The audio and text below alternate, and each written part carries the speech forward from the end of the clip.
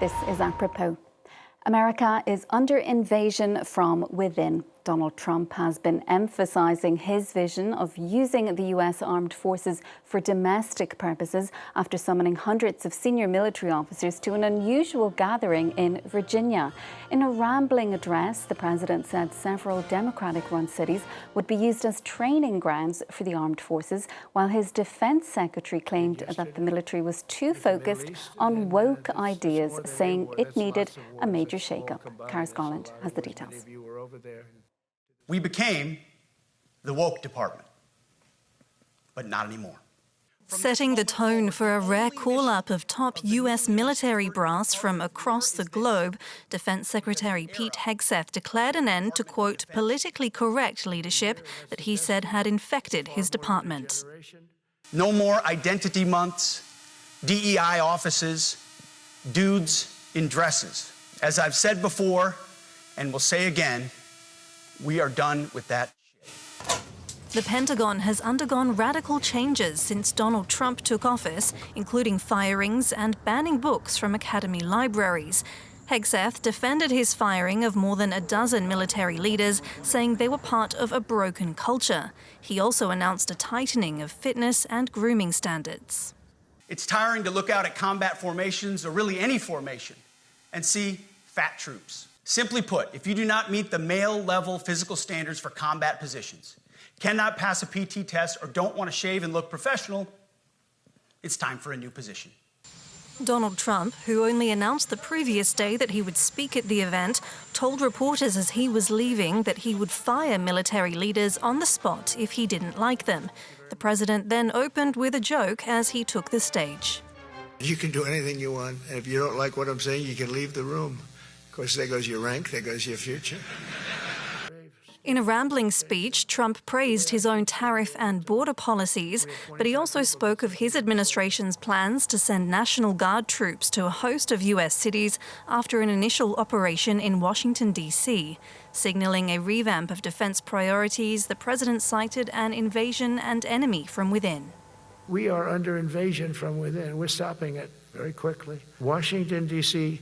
went from our most unsafe city to just about our safest city in a period of a month.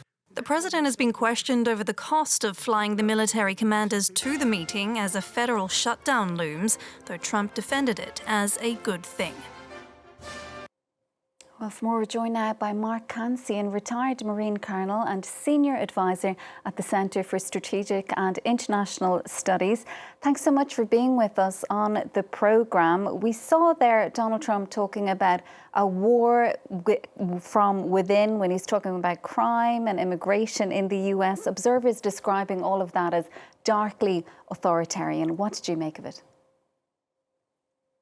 This is the standard Trump speech. He gives the same speech to every audience, whether it's senior military officers, whether it's a campaign rally, or whether it's the General Assembly of the United Nations. So what he said was not unexpected. It was quite inappropriate for a group of military officers, but I said this is his standard speech. He gives that to everyone. And this rhetoric about attacks from within, about domestic terrorism, that is also standard Trump. He has signed executive orders designating cartels and domestic terrorism as terrorism threats and Vanta. So that was not a surprise. The one thing that caught everyone's attention was this statement about combat training in the cities. Yeah, and will those commanders be concerned at all by some of the remarks that they heard today, particularly when it comes to having those troops in Democratic-run cities? The troops are going to a variety of cities, most of which are Democratic-run, but not all of them. So far, it's been okay from the military point of view. Huge issues on a domestic political policy perspective. What Trump meant by this statement, which was really an offhanded comment in the middle of this, as you described, very rambling speech, what he meant was unclear. You know, taken one way, it could mean the authorization for the use of lethal force. That would be a huge problem because the military is not trained on dealing with citizens, on dealing using lethal force against U.S. citizens. That's the job of law enforcement. On the other hand, he could just be talking about deploying to other cities, doing jobs in another location. For example, if you're a truck driver doing truck driving, driving trucks in Portland or Memphis rather than on your home base, that would not be concerning. What the military has done in cities so far has been relatively benign. That is, they haven't used lethal force. They've let police do the law enforcement. They've backed up police and done a variety of support jobs, including here in Washington, D.C., doing landscaping. So we'll see how Secretary Hegseth implements this and whether it's some matter for concern or whether it's more of what we've been seeing. And is there a lot of discomfort and unease within the ranks of the military itself about what the Trump administration's policies are when it comes to the armed forces and perhaps the challenges that lay ahead? I would not overestimate the unease in the military ranks. What we saw here, I think, sums up what they've been seeing. That is, a lot of what Hegseth said resonates well. I mean, when he talks about excellence, when he talks about high standards, when he talks about fitness, that resonates with senior officers. And so far, many of the missions are not things that the military would probably have chosen, but they're within what the military has done in the past. So I think the concerns are about where it might go rather than what they're actually doing now. And what did you make of Pete Hegseth's comments about combatants having to meet the highest standards, male standards particularly, when it comes to physical fitness tests? Does that mean that women in the future are not going to be able to serve, as he's almost acknowledged in those remarks? Seth would say no, and his argument is that when he speaks about the highest male standards, he's talking about particularly combat units, that is the infantry. He makes the argument, not an unreasonable one, that everyone should meet the same standard and it should be a high standard because of the demands of combat troops. When you talk about support troops, it's different. The physical demands are not as high, and those are demands that women could relatively easily meet. And there'll be some women in the infantry who continue to meet their standards. There are some very tough women out there, probably just not as many as maybe before. And why did the US president, do you think, want to have all these senior personnel in the one place? And why was there so much secrecy about what was going to be discussed and so much speculation in advance of this gathering? Well, those are great questions. And I think many people got to the end of these two speeches and were scratching their heads saying, why did they all have to come to Quantico to hear this? It was all unclassified. They could have done this on a classified video teleconference. They could have even done it on Zoom because there was no classified information. The Pentagon put out a reason. They said that Secretary Hegseth wanted to see his commanders face to face. People have also speculated he did it because he can. He's a secretary, and if he says, come to me, the officers come. Keep in mind, this was Secretary Hegseth's meeting that he called. The president was a last minute, literally almost, addition to the meeting.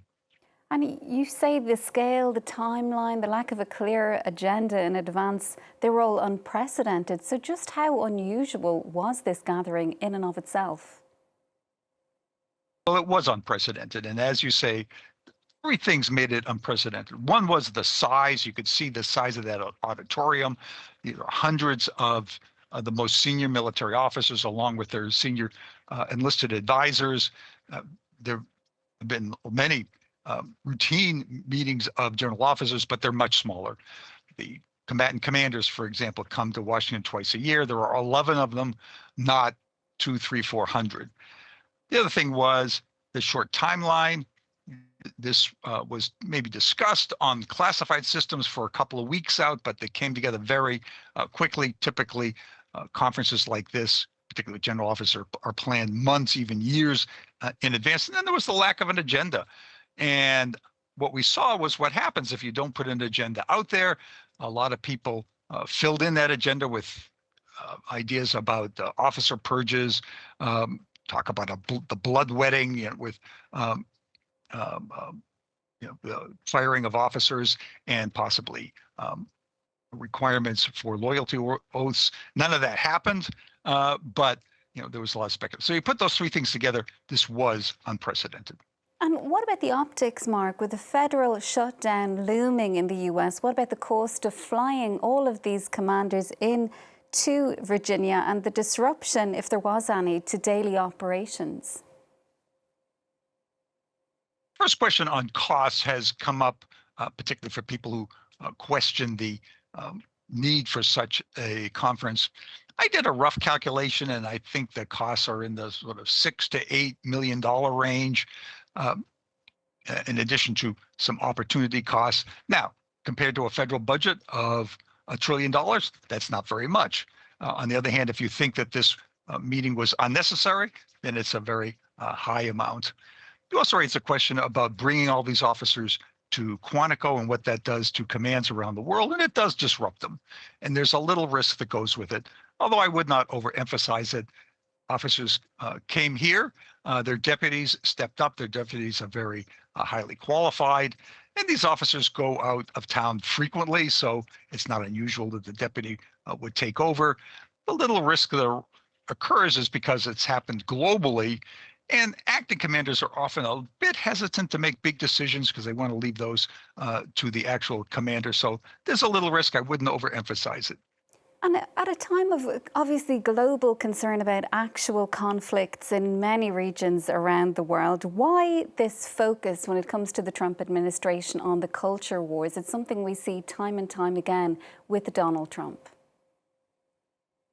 Hegseth sees these two issues as related. He sees the culture wars as strengthening the war-fighting capabilities of the military. He wants to focus the military, as he says, on war-fighting, on standards, on training. So to him, it's all the same effort. Mark, thanks so much for being with us this evening. We do appreciate your time. That's Mark Cancian, retired Marine Colonel and Senior Advisor at the Centre for Strategic and International Studies. Thank you.